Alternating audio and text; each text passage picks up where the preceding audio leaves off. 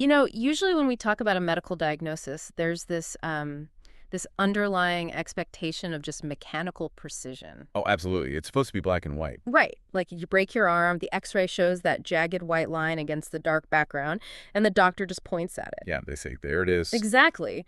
Broken or not broken, it's clean, it's binary, and honestly, it's deeply comforting. We really like things to be visible like that. We like our problems neatly categorized. Well, sure, because if you can categorize it, you can formulate a predictable treatment plan. The ambiguity is just eliminated entirely. But then you step into the world of human neurodevelopment, Right. right?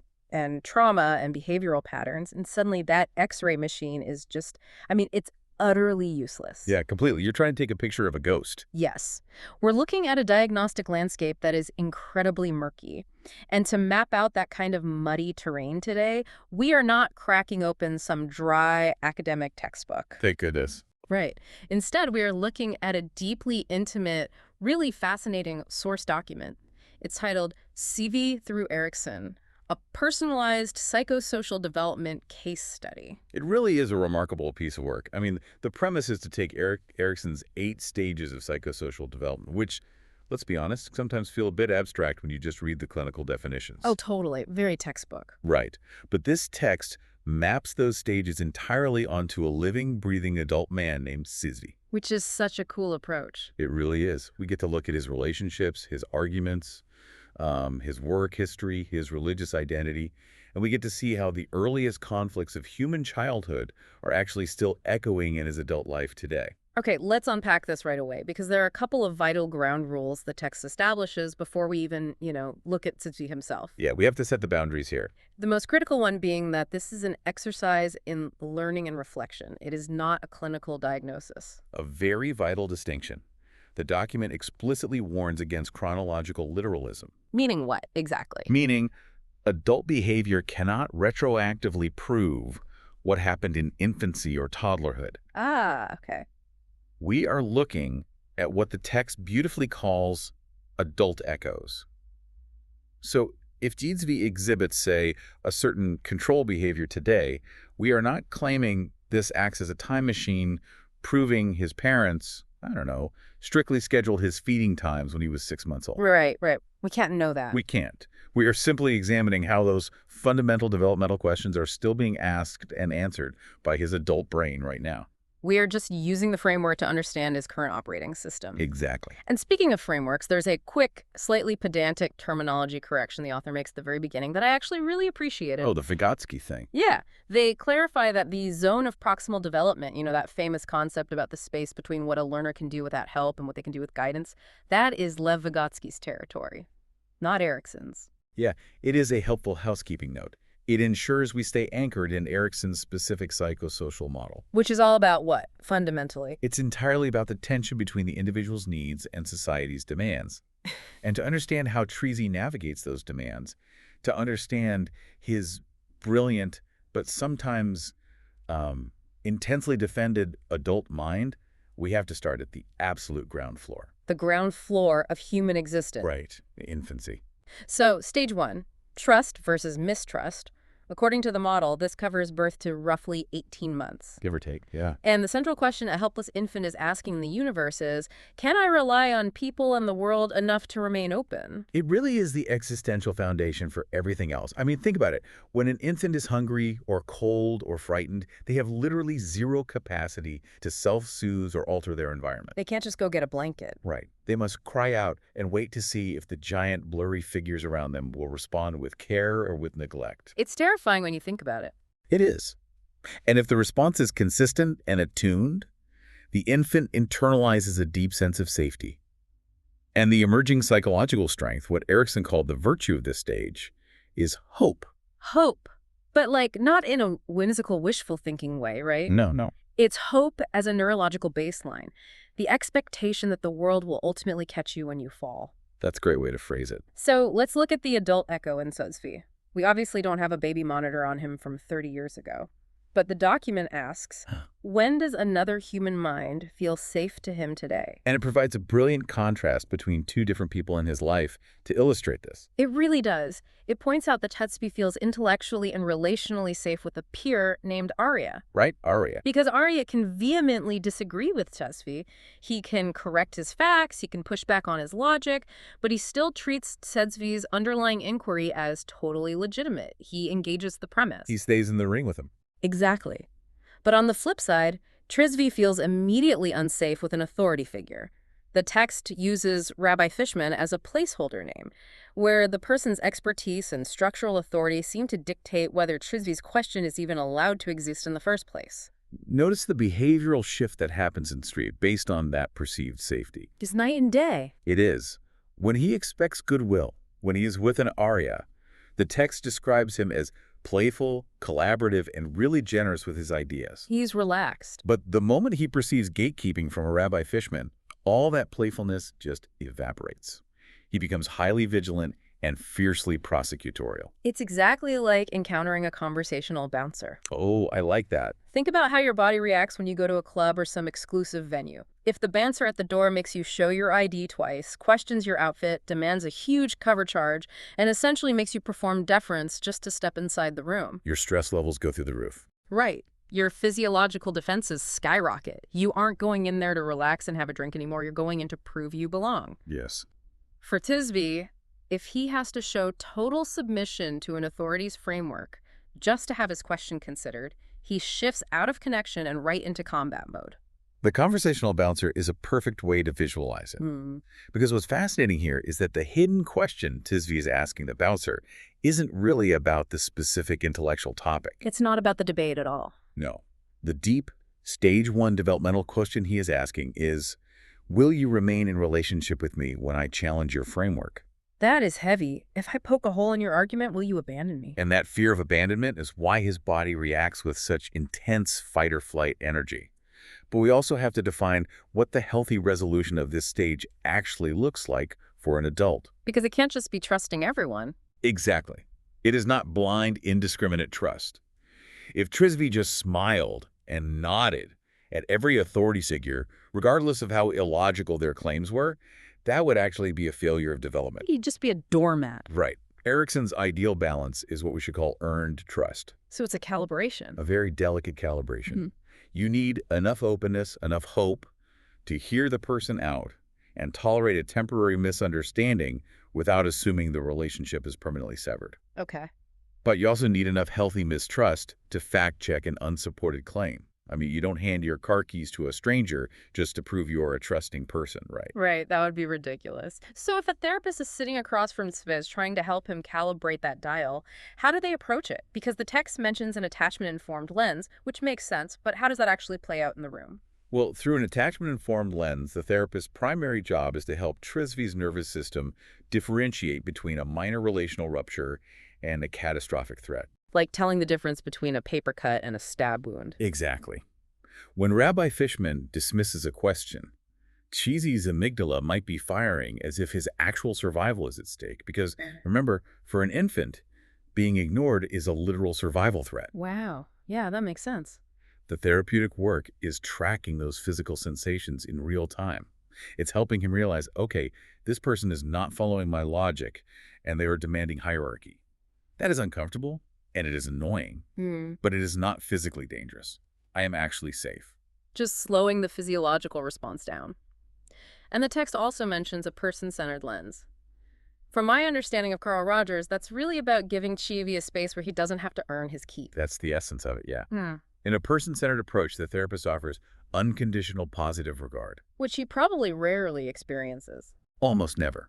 For someone like Thisbe, who uses his massive intellect to essentially justify his right to be in the room, experiencing a relationship where he is deeply respected without having to perform or produce a brilliant insight or secure an agreement is incredibly disruptive to his usual patterns. Disruptive in a good way. Yes, he just gets to exist Yeah. and be accurately understood. The hypothesis is that if he experiences enough of that unconditional safety, his urgency to prosecute and prove his point out in the real world will begin to subside. So think about this dynamic in your own life with your own coworkers or partners. What behaviors actually signal trustworthiness to your nervous system? Is it when they agree with you? Or is it a willingness to revise their own opinions when presented with new information? It's a great question to reflect on. Because once Trevi establishes that a person is actually safe to talk to, once that existential stage 1 threat is neutralized, his brain immediately upgrades its security protocols. It's no longer just about, are you going to abandon me? It becomes, are you going to control me? Which is the perfect transition into stage 2. Autonomy versus shame and doubt. We're moving from infancy into toddlerhood, roughly 18 months to 3 years old. Ah, the legendary terrible twos. The era of no. The era of the self.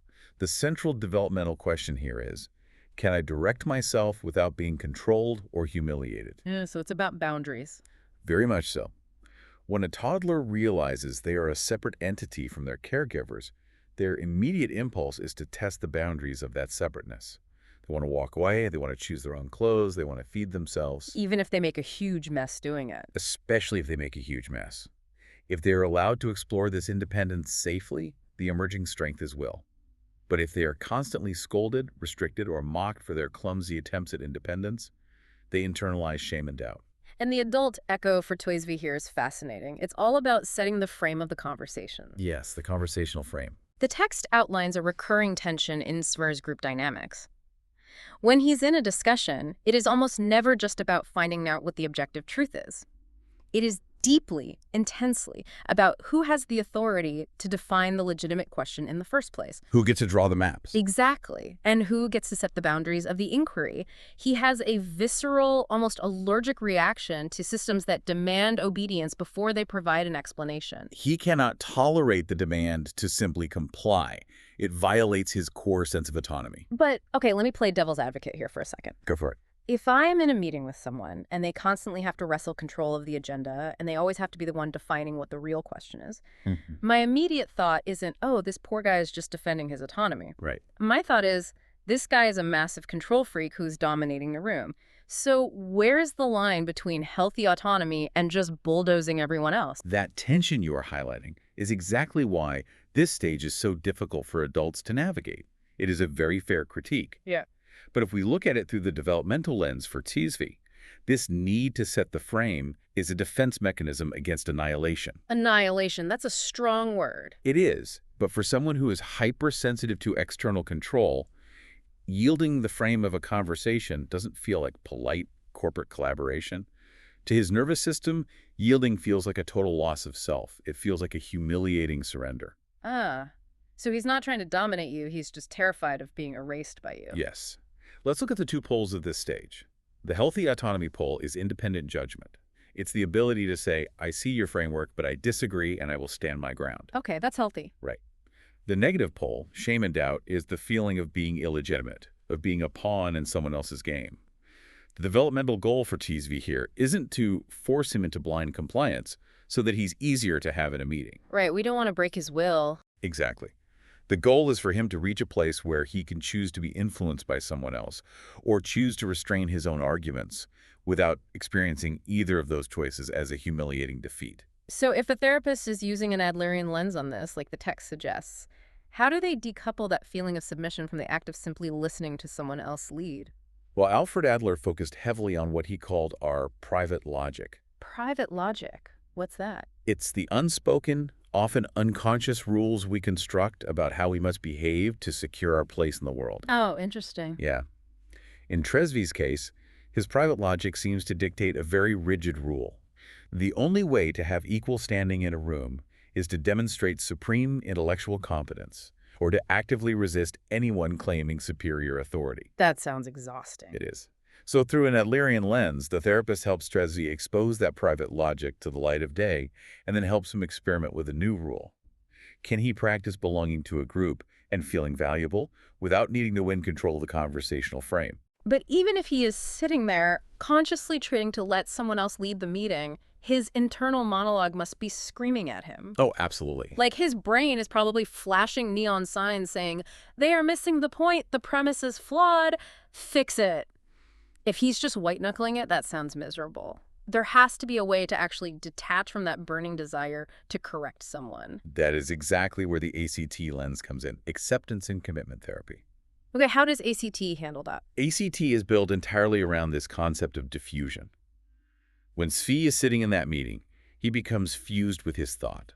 The thought, I cannot let that incorrect statement stand, feels like an absolute, undeniable mandate from the universe. He feels he must act on it, like it's a physical compulsion. Yes, ACT would train Svi to notice that thought without obeying it. He learns to say, I'm having the thought that I need to correct this person. Just putting some distance there. Exactly. He accepts that the thought is present, his heart rate might be up, the adrenaline is there, but then he connects to his higher values. He asks himself, in this specific moment, is my primary value to be objectively right? Or is my value to be a supportive friend to the person speaking? Oh, wow. If his value is connection, he can allow the thought to burn out on its own without speaking it aloud.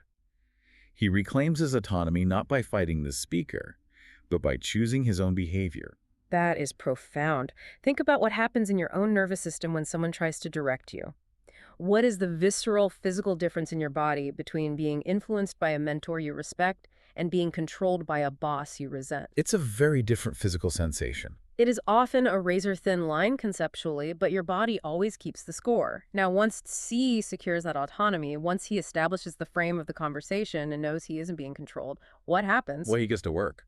Right. Because when an autonomous, highly defended mind latches onto a brand new idea, the developmental engine shifts into an entirely different gear. We enter stage 3, initiative versus guilt. This corresponds to the preschool years, roughly ages 3 to 5. The era of imagination. Yes. The central question expands from, can I do things myself? To, can I initiate action, imagine possibilities, and pursue goals in the wider world? It's the transition from mere existence to actual impact. Precisely. And the psychological strength that emerges from successfully navigating this stage is purpose. And here's where the case study gets incredibly vivid, I think. The text describes Tisvi as an absolute idea machine. He is relentlessly generative. He rarely encounters an interesting concept and just leaves it in its original, simple form. Like if he is given a basic assignment or if a casual conversation sparks an idea, it rapidly morphs. That snowballs. Yeah, it becomes a detailed infographic, a video presentation, a community-wide experiment, a multi-week curriculum, or a massive long-form discussion. The document even notes that sometimes he incorporates dinosaurs into these projects. I love that detail. His initiative is operating at an incredibly high visible frequency. He moves rapidly from simply noticing a gap in the world to actively designing a complex structure to fill it. It reminds me of a scenario. Let's say you invite a group of friends over for a super casual paper plates backyard potluck. Okay, I'm with you. You ask one friend to just bring chips and a store-bought dip, but this friend shows up with a fully catered, perfectly conceptualized, individually plated 5-course meal, complete with wine pairings and printed menus. Oh, dear. Right. Now, on one hand, it is a staggering display of generosity. It's an incredible gift. But on the other hand, it completely shatters the dynamic of the casual potluck. The person who brought the plastic tub of potato salad suddenly feels deeply inadequate, and the casual hangout is now a high-stakes dinner party. That analogy perfectly encapsulates the exact tension Tisvi creates in his environment. His initiative, the 5-course meal, is an undeniable strength. It's brilliant. The problem, which brings us to the guilt pole of this Eriksonian stage, appears when possibility morphs into an inescapable obligation. Wait, guilt, but he's doing something good. How does guilt factor into overachieving? Guilt in stage 3 isn't necessarily about thinking, I did something bad. For Tisvi, the guilt operates on a totally different axis. When he notices a potential improvement in a project, a system, or a conversation, he doesn't just think, oh, that would be a neat upgrade. What does he think? He immediately feels a profound moral responsibility to design it, execute it, and defend it. His guilt is the haunting thought. I failed to use my capacity to fix this when I knew exactly how to do it. Oh, wow. So his brain is telling him that if he is capable of making the 5-course meal, he must make the 5-course meal. Otherwise, he's essentially committing a sin of omission. That is the immense burden of his initiative. And as your potluck analogy highlights, this compulsive high-level effort unintentionally creates immense comparison pressure around him. It transforms his peers. They stop being collaborative playmates and are forced into the role of an audience. So how can he possibly protect his energy? Because running at that voltage, constantly feeling morally obligated to optimize everything around you, sounds like a fast track to severe burnout. It is absolutely exhausting. The text suggests a play therapy lens. to address this. Now, with an adult, this doesn't mean playing with blocks on the floor. Yeah, no. It means helping to deliberately cultivate spaces in his life where his exploration has absolutely zero deliverables. Ah, no output. Right. He needs environments where he can create purely for the sake of creating, where the end product doesn't have to solve a problem, prove his competence, or improve a community. He needs to relearn how to doodle instead of drafting blueprints. Exactly. And there's a narrative lens mentioned too. How does narrative therapy help tone down the idea machine? Well, narrative therapy focuses on externalizing the problem from the person. Chivi likely conflates his entire worth with his output. He is the project. Right, so the therapist would help him separate Tzvi, the human being who enjoys generative contribution, from the machine, the internalized taskmaster that demands every insight be turned into a massive project. Putting a name to it. By externalizing that demand, Tzvi can start writing a new narrative for his life, one where restraint, delegating, or even just leaving an experiment unfinished is still considered a purposeful, valid action. Think about your own workflows for a second. What would genuinely happen to your identity at work if you only offered the first 20% of a brilliant idea and then forced yourself to step back and let someone else shape the remaining 80%? It'd be terrifying. Could your ego handle letting it go? No. Because this intense drive to build and produce doesn't happen in a vacuum. Once you build the 5-course meal, you have to serve it to the community, and now you have to worry about how they grade it. Which brings us directly to stage 4, industry versus inferiority. This maps onto the school age period, roughly ages 6 to 11. So we're out of the preschool sandbox. Yes. This is when a child steps out of the protective bubble of the family and enters the highly evaluative world of the classroom and the playground. The central developmental question is, can I become capable and valued through sustained work? It's the era of report cards, tryouts, and peer rankings. It is. Society begins to grade your output, and the emerging strength here is competence. The adult echo in Tzvi here is titled in the text as The Price of Belonging. Tzvi is involved in a staggering array of roles. He's in education, administration, counseling, training, youth work, lifeguarding, project management. He's everywhere. Yeah, and the document notes that in virtually all of his groups, he inevitably becomes known as the person who creates the detailed logistical resource or the guy who untangles the messy administrative problem. He becomes the linchpin. He essentially earns his right to take up space in the room through his sheer competence. Right. And to be fair to him, the text is clear that he isn't an arrogant know-it-all. He freely admits when he makes a mistake or if he is struggling to understand a complex academic paper. He doesn't fake it. That's an important distinction. But he also explicitly admits that he deeply enjoys the recognition and that he sometimes genuinely wants to show off his skills. So I have to push back again here. Go ahead. We live in a society that desperately needs competent people. If he enjoys showing off and he's genuinely, objectively excellent at what he does, what is the actual problem? Isn't that just the definition of healthy industry? From an external productivity standpoint, it looks fantastic. Society rewards it. But the psychological danger lies in what that competence actually means to Tzvi internally. Okay, what does it mean to him? The core tension for him isn't a simple question of whether he is capable or not. The underlying terrified question driving his behavior is, can I still belong to this group? Will these people still want me around when I'm not the most prepared, the most useful, or the most conceptually rigorous person in the room? Ah. So his belonging is entirely conditional on his utility. If he isn't useful, he fears he is invisible. Exactly. If he overinvests in the industry poll, it manifests as chronic overpreparation. He becomes the group's self-appointed quality control officer. That could be tough to be around. It can. Yeah. And while the final product might be flawless, his overfunctioning inadvertently leaves others feeling like their ordinary average contributions are completely inadequate. He takes up so much space with his extreme competence that others don't have the room to practice their own. So if his brain is running a constant background program that says, if I don't overprepare, they won't want me, how do you debug that?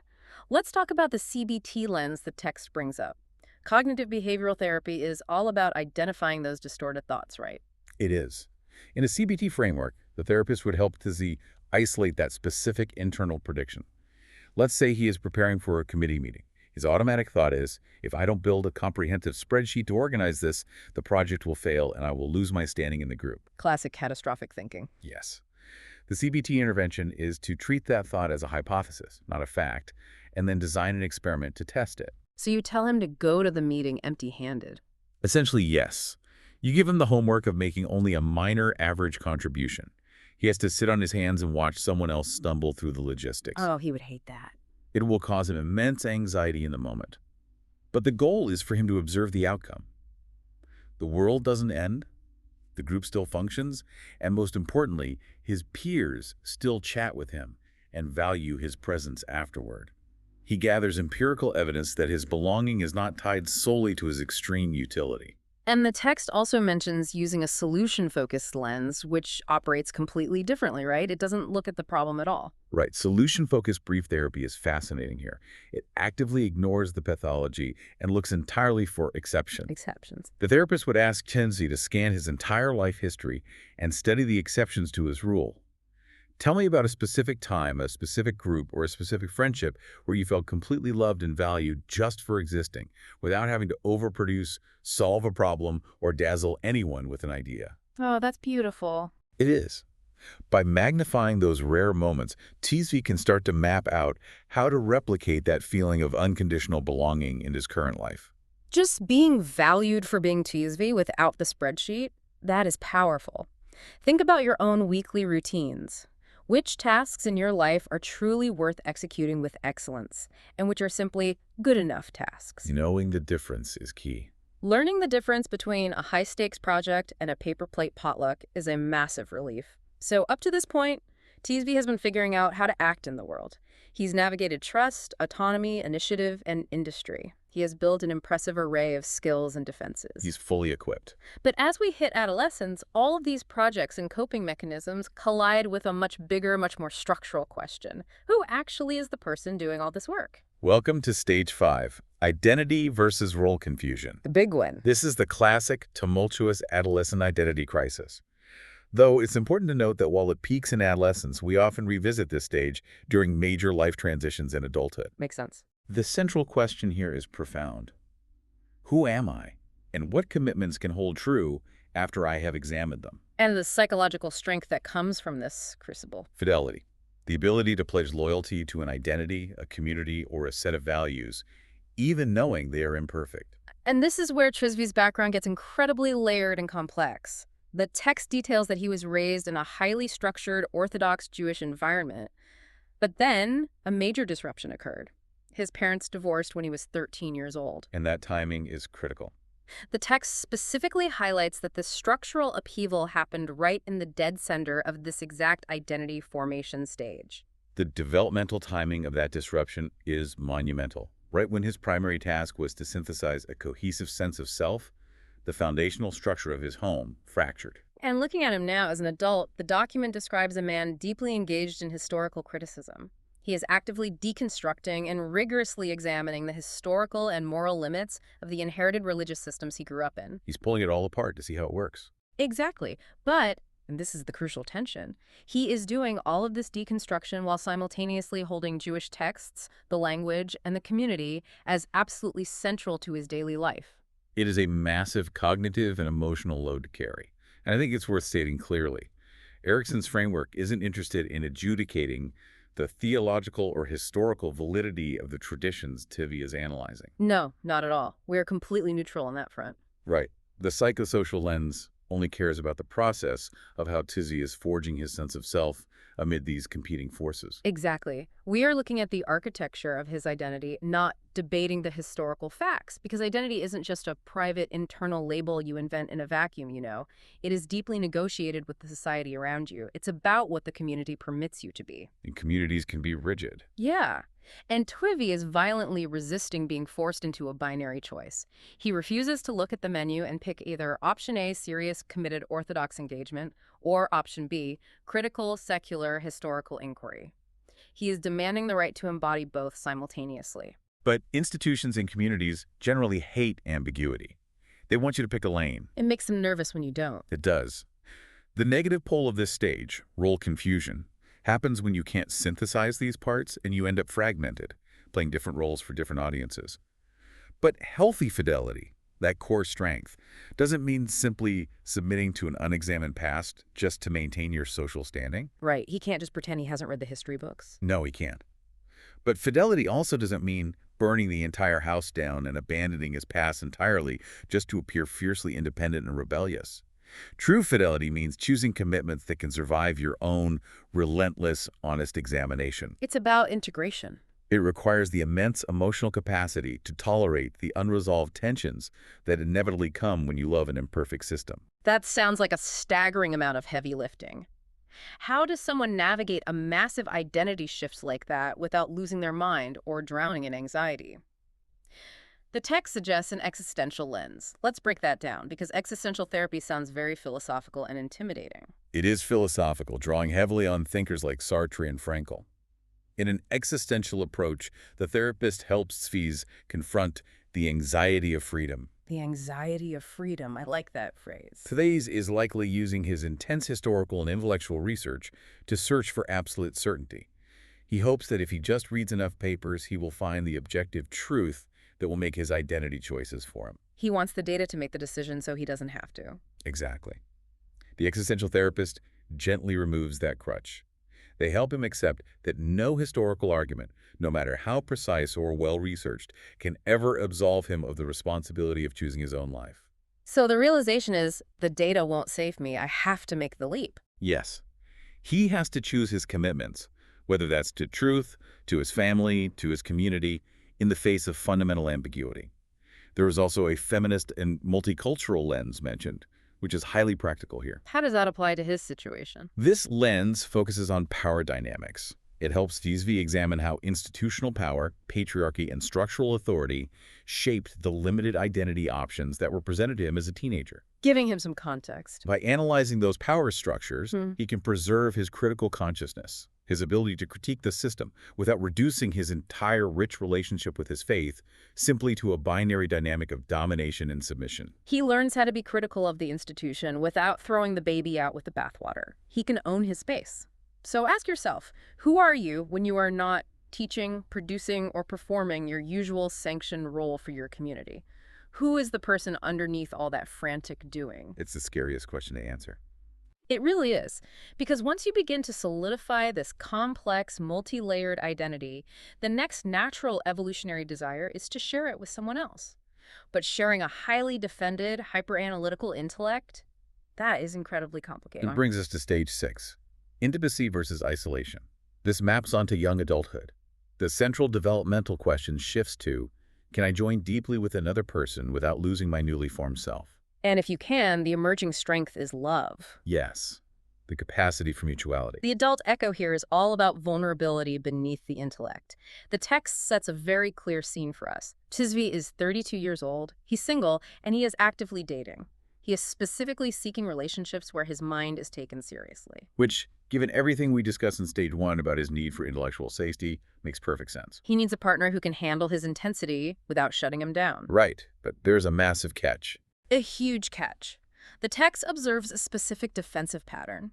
When contempt, moral anger, or deep relational hurt arises in a dating dynamic, Sviz has a tendency to stop seeing the woman sitting across from him. He abstracts her. He turns her into an idea. Yes. He turns the other person into a symbol of a harmful system or a representative of a flawed ideology, rather than seeing her as a complex, messy, vulnerable human partner. It is a devastatingly effective defense mechanism. It's exactly like squid inking. Oh, that's brilliant. You know how a squid reacts when it feels vulnerable or threatened by a predator? It doesn't fight. It blasts out this massive, impenetrable cloud of dark ink to blind the predator. And while the predator is confused by the ink, the squid darts away into the rocks. That is precisely what he does intellectually. When Sviz feels emotionally vulnerable or hurt by a partner, he doesn't say, ouch, that hurt. He deploys this massive, blinding cloud of intellectual analysis, moral critique, and historical context. He hides behind the theoretical framework so his soft, emotional underbelly is never exposed. The squid inking metaphor captures the mechanism perfectly, because the ink isn't a weapon, it's a shield. For Sviz, his towering intellectual capacity is a double-edged sword. When he finds a compatible, brilliant partner, that shared intensity creates profound closeness. It's thrilling at first. But the moment fear enters the system, that exact same intellect becomes incredibly thick armor. And what does the isolation part of this stage actually look like? Because a lot of people think isolation just means you end up sitting alone in a dark apartment playing video games. That is a very common misconception about Erikson. Isolation in this stage does not require physical loneliness. You can be married for 30 years and still be in Eriksonian isolation. Wow, really? Oh, absolutely. In Twidsby's case, isolation would mean remaining known primarily through his usefulness, his analytical precision, or his capacity for critique. It means his partner knows his arguments perfectly, they know his political stances, they know his schedule, but they do not actually know his vulnerable, frightened self. They know the avatar, not the person. Exactly. The developmental task for him here is to allow mutual emotional influence to happen, without his nervous system treating that influence as a terrifying submission to authority, which echoes all the way back to stage 2. So how does a therapist get him to drop the ink cloud? How do you get a hyper-intellectual person to stop arguing and start feeling? It requires bypassing the intellect entirely. The text suggests an emotionally focused therapy lens, or EFT. Okay, EFT, how does that work? EFT is brilliant at distinguishing between secondary reactive emotions, like anger or moral outrage, and primary vulnerable emotions, like fear or sadness. In therapy, the practitioner would interrupt Jetsvy's brilliant critique and force him to practice saying the quiet part out loud first. What does that actually look like in practice? Let's say his partner dismisses an idea he cares about. Instead of letting Tetsy launch into a 20-minute flawless sociological deconstruction of why her dismissal is problematic, the therapist stops him. They just cut him off. Yeah. They make him look at his partner and simply say, "When you said that, I felt small. I felt dismissed." He has to express the soft primary emotion before he is allowed to present the intellectual armor. That is agonizing to do when your adrenaline is pumping and you are fired up. It feels like jumping out of an airplane without a parachute. But it's the only way to build true intimacy. The text also brings in the relational cultural lens. What's the focus there? This lens studies the actual dynamic between the two people to ensure mutual empathy is flowing in both directions. It's crucial for Zvi because it ensures the relationship doesn't unconsciously devolve into a dynamic where one person becomes the examiner, always analyzing and critiquing, and the other person is constantly the examined. Nobody wants to date a professor grading their emotional performance. Exactly. Think about your own closest relationships right now. Can you feel deeply understood and loved by your partner, even in moments when they completely disagree with your logic? Yeah. Can you tolerate them not prioritizing your specific line of inquiry and just be with them? It's the ultimate test of intimacy. Because as Trisvi navigates intimacy and begins to build a stable life, his focus naturally begins to expand outward. The lens pulls back. He starts looking at the horizon, thinking about what he is leaving behind. We arrive at stage 7, generativity versus stagnation.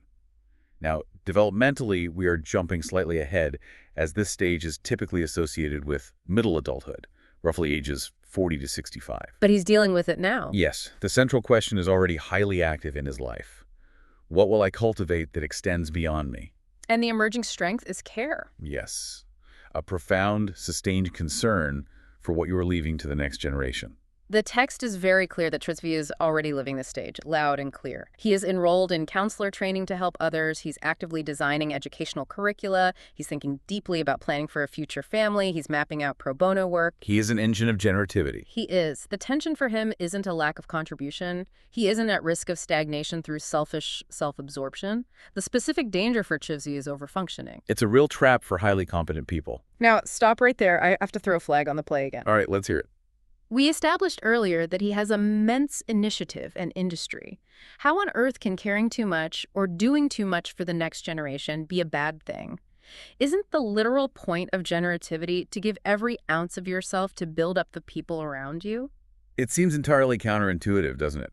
Our culture praises the person who does everything for everyone, but compulsive productivity actually fails to be generative if it ultimately makes the helper indispensable. I need you to break that down. How does helping cause harm? Imagine Trisvi is running a youth program. Because of his massive competence from stage 4 and his need to initiate perfect systems from stage 3, he steps in and supplies all the structure, all the behavioral correction, and all the momentum for the group. Okay, so the program runs perfectly. It runs flawlessly. But what happens to the junior staff and the youth? They become mere consumers. They become passive observers of Trisvi's brilliance. They never stumble, they never face the friction of failure, and therefore they never learn how to build the structure themselves. Oh, wow. Healthy generativity requires Trisvi to undergo a massive metric shift. He has to stop asking his ego, how much did I brilliantly contribute today, Hmm. and start asking what became more possible for other people to do because of how I restrain myself. Oh, man. That is a subtle but devastating That difference. changes everything. It is the exact difference between a parent doing their kid's elaborate science fair project for them so they win the blue ribbon versus teaching the kid how to glue it together themselves, even if it looks a little messy and doesn't win. Yeah, The first makes the parent feel capable. The second actually generates capability in the child. precisely. The parent's overfunctioning causes the child's underfunctioning. And the therapeutic lenses offered here are designed to facilitate this painful shift. Rational emotive behavior therapy, or REBT, is highly effective for this.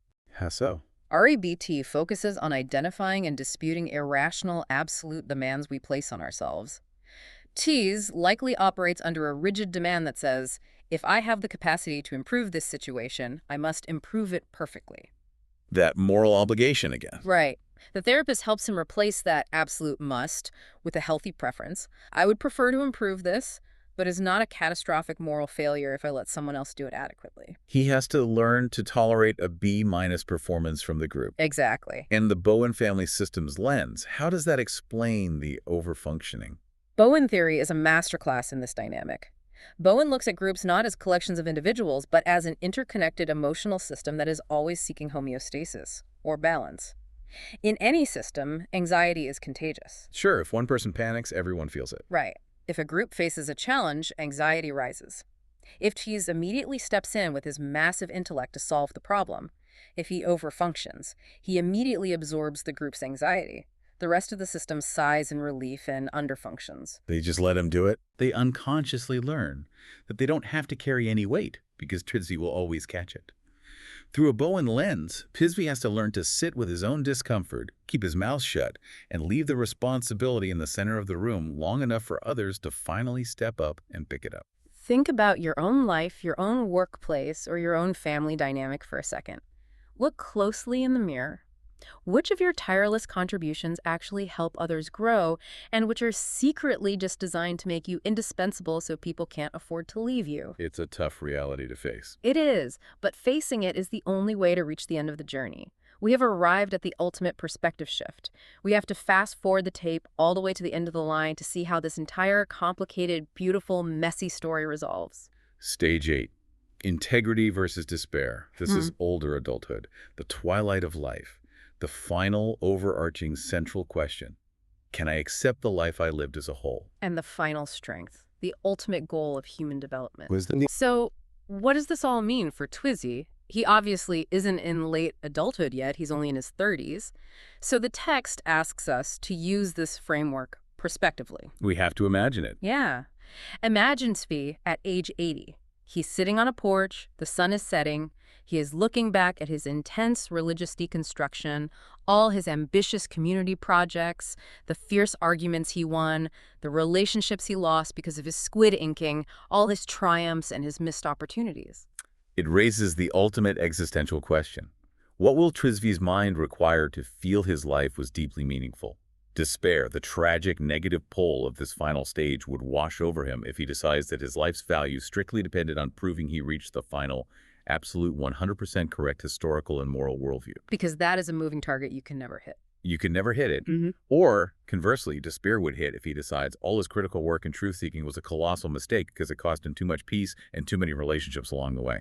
Both of those paths lead straight to despair because they demand perfection in one direction or the other.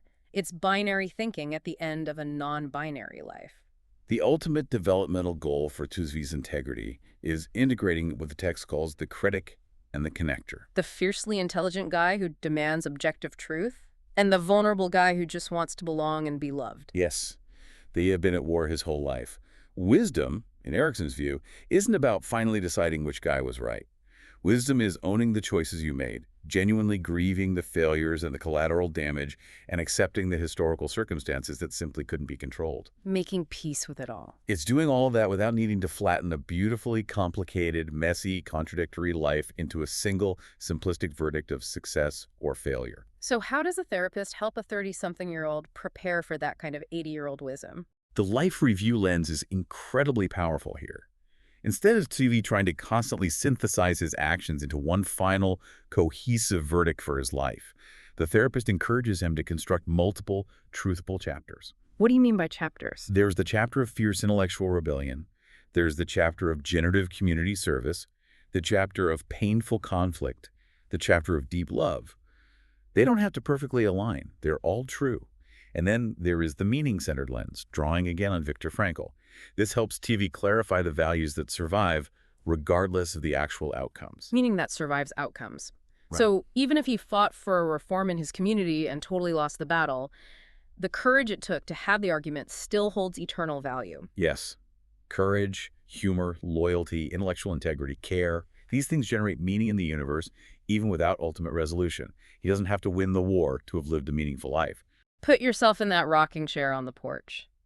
At age 80, looking back at the whole messy tapestry, what would you hope people say they experienced when they were in relationship with you? What form of wisdom could you cultivate right now, today, that holds both your fiercest intellectual rigor and your softest human tenderness? It's the ultimate goal, isn't it? It truly is a marvel to step back and look at this entire journey. From a helpless infant just trying to figure out if they can trust the mind of the giant holding them, all the way to an 80-year-old striving to accept a complex, imperfect legacy. This deep dive shows us that we aren't just one static personality locked in place. No, we are incredibly dynamic. We don't just solve the problem of autonomy at age 3 and move on forever. We are constantly, rhythmically revisiting these 8 core questions at different volumes in different contexts with different stakes throughout our entire lives. The echoes never really stop. They just change shape, demanding a slightly more mature answer each time. So, I want to leave you with a final thought to mull over today. We've spent this entire time looking intensely at how Chivi builds his conceptual frameworks, his arguments, his projects, all to navigate the world, protect his autonomy, and feel safe. We've put him under the microscope. We have. But think about the people in your own life right now. Think about the coworker, the family member, or the partner who frustrates you the absolute most with their rigid behaviors, their constant need to control the room, or their endless defensive arguments. We all know someone like that. What if they aren't actually trying to defeat you? What if, just like Trisvi, they are simply trying to answer an unresolved developmental question from 30 years ago, using the only crude tools they have available? If you looked at them through Erikson's lens, if you saw the toddler fighting for autonomy, or the school-aged kid terrified of not being useful, how would your response to them change tomorrow? That perspective changes the entire relational landscape. It really does. It takes us out of the murky diagnostic waters and gives us a completely different kind of X-ray. Not one that shows jagged, broken bones, but one that shows exactly where the healing is still trying to happen. Keep questioning, keep exploring, and we'll catch you on the next deep dive.